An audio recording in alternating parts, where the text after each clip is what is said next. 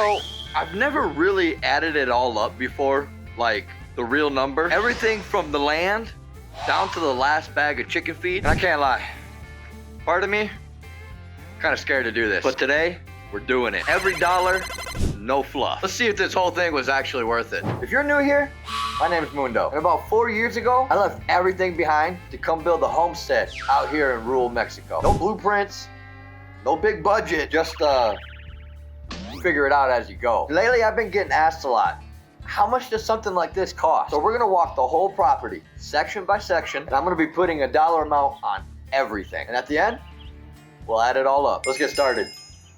All right, so let's start with the big one, right? The land. How much did all this land cost me that you can see? And it's not real big or anything. And to be honest with you, I didn't buy this land. I'm renting. I'm actually renting.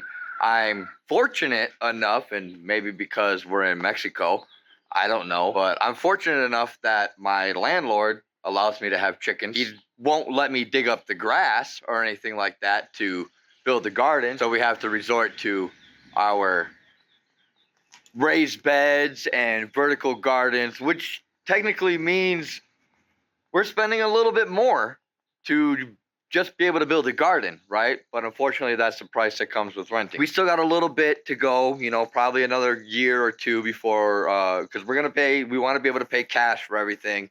No loans, anything like that. You know, as you know, if you're renting out there, you're in my same boat.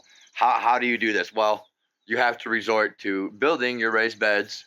And if you're even in a smaller, like an apartment or something, vertical gardens, you know. So that's going to cost you a little bit more up front. But what I'm paying in rent, and this will probably blow your mind. I'm only paying, you know, plus or minus whatever the exchange rate is for that month. I'm paying about, let's say 600, 650 USD. I'm paying 12,000 pesos a month to rent this property that with the house, right?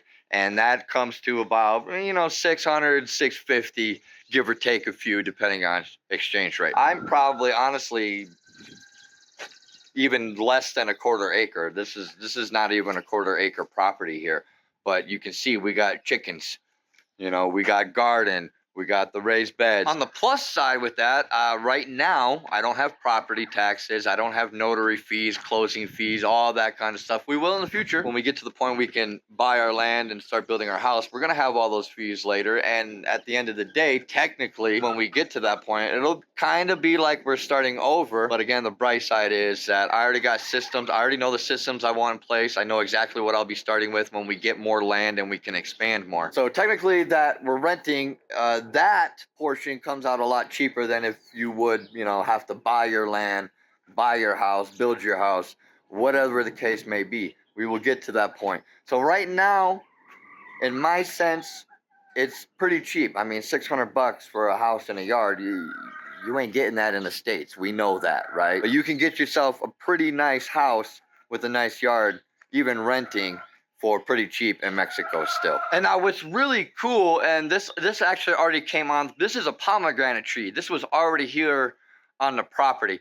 I didn't have to plant this myself, right? This was already here. This was already fruiting pomegranates. Now we don't get, you know, a bunch of pomegranates. We get enough for the family to snack on and stuff like that for probably about maybe a month's worth of pomegranate snacking after we can harvest. But we got that, and then if we walk more over here, this right here is a peach tree.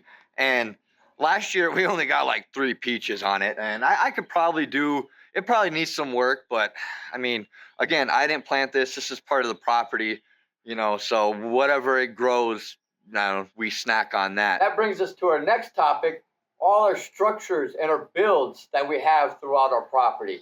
And the biggest one that probably took the most amount of hours is our chicken coop. Now, between all the lumber, all the fencing, all the little, you know, the window, the automatic door, the nesting box, the roofing, we got metal roofing up above on the roof. I probably honestly only paid about maybe 500 bucks on a chicken coop.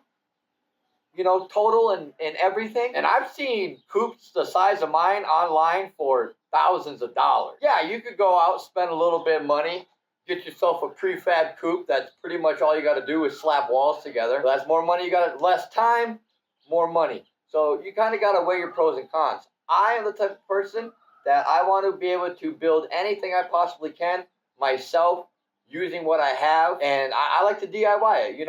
We're a homestead DIY channel. That's what we do, is utilizing what we have to build structures and systems on our land. If I need something, I'm gonna go out, I'm gonna buy the wood, and I'm gonna build it. So yeah, more time to build this, but it costs me a lot less money. So that's what you need to decide when you're doing this kind of lifestyle, is how much time are you willing to put in to build something. If you're not the type of person that wants to spend time trying to build something, you might have to spend a little bit more money to be able to go get something that all you got to do is slap together in 20 minutes. And now this right here, this is where it gets really fun, out in the garden. And if you've been following along, you probably know that we've had some adventures out here with the garden. But between building raised beds, vertical systems, soil, seeds, irrigation, the whole nine, right? Let's break it down real quick. This particular raised bed right here, dirt cheap. I probably spent on the lumber, because it was all like pretty much made out of pallets, right? 20 bucks, I think, probably even less than that. I honestly don't know. It was really cheap. I got a whole stack of pallets. This particular raised bed, I'm gonna say 10, 20 bucks, maybe. And it's small. It's nothing big. I didn't go crazy. This was my first time starting a garden. So I wanted to start small, but I could fit 3 different crops in here. We got lechuga right here, we got the cebolla, and we got the jitomates right here. So 3 different crops, right, up in this bed that I get to harvest from when it's harvest time. And it only cost me 10, 20 bucks to build this bad boy. Same with my vertical garden bed back there. That probably only cost me about 10 bucks to build as well. And if you've been following along, we got spices and herbs growing up over there. The soil that we're using, that cost me a little bit more. Probably about a year or 2 ago, when I first started really getting in the garden, I went to the store and I bought a big bag of soil. That cost me a pretty penny. I can't remember, probably about 50, 60 bucks for the big bag of the soil. But since then, we've been doing our compost. My compost bin, maybe 5 bucks. A couple T-posts and some chicken wire, maybe 5 bucks. And now we're growing. If you've seen previous videos, we're making our own soil now. So I don't have to go out and buy the bags of soil anymore. And it all eventually starts paying for itself, which is the main point in this lifestyle. Building systems and loops that eventually start paying for themselves. And now for our animals. How much does it cost to keep animals around here? Well, I'll tell you what, these birds were actually pretty cheap. I think I only spent not even 20 bucks for all 3 of these birds, right? And at the time, they were about 5 months old. They were just starting to get to lay-ready age. They're already laying now, but at the time when I got them, about a year ago, they were only about 5 months, just to the point of getting ready to lay.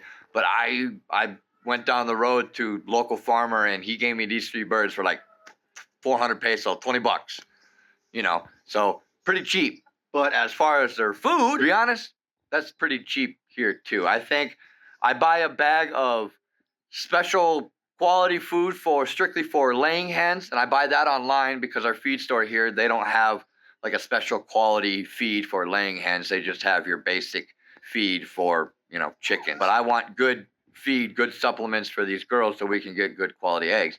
I buy that online for about 50 bucks a bag. It's a 25 kilogram bag, and it lasts me months and months. So in a year, I'm probably spending 100, 150 bucks on chicken feed.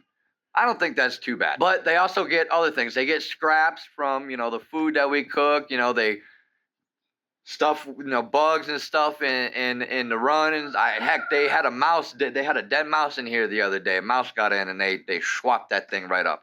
I don't know. I don't think they ate it, thank God. But, water doesn't cost much. The feeders that I bought for them, that, I think, this feeder right here, I think that was like 10, 15 bucks. The waterer there, that was like, I got a big set of those There was like 6 of them things. That was like $10. I would say the most expensive animal on this property is probably that one right there, our guardian.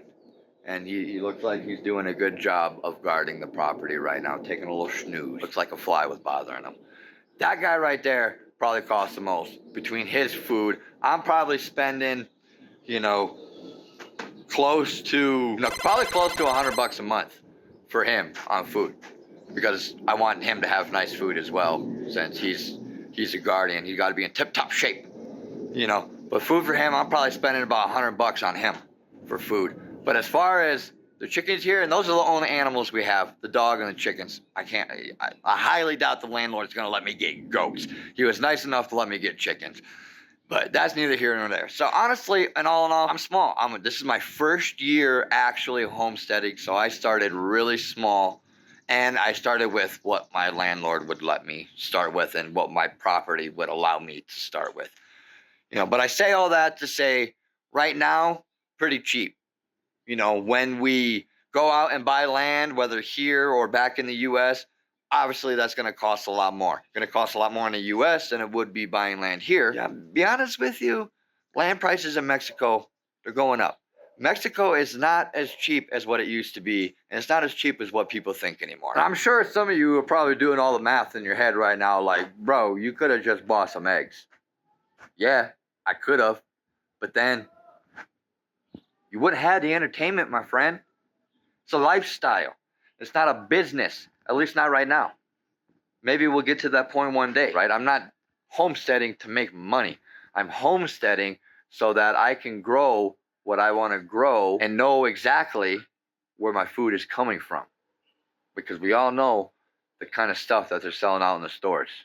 Let's be honest. All right, moment of truth. Let's go ahead and recap. Try and add all this up. So, between my rent, between materials to build everything, between feed for the animals, water, the whole nine, all that stuff, I would say within a year, I probably spent a total, give or take a few, probably about $10,000 within a year. Between my rent, between all the materials to build everything, between buying the animals, between buying feed for the animals, I think a solid $9,000 to $10,000 within a year. Now, a big part of that is because I'm renting. If I wasn't renting, if I would own my land, let's not include mortgage. If you outright own the land, that would probably be cut in half, more than half. You know what I mean?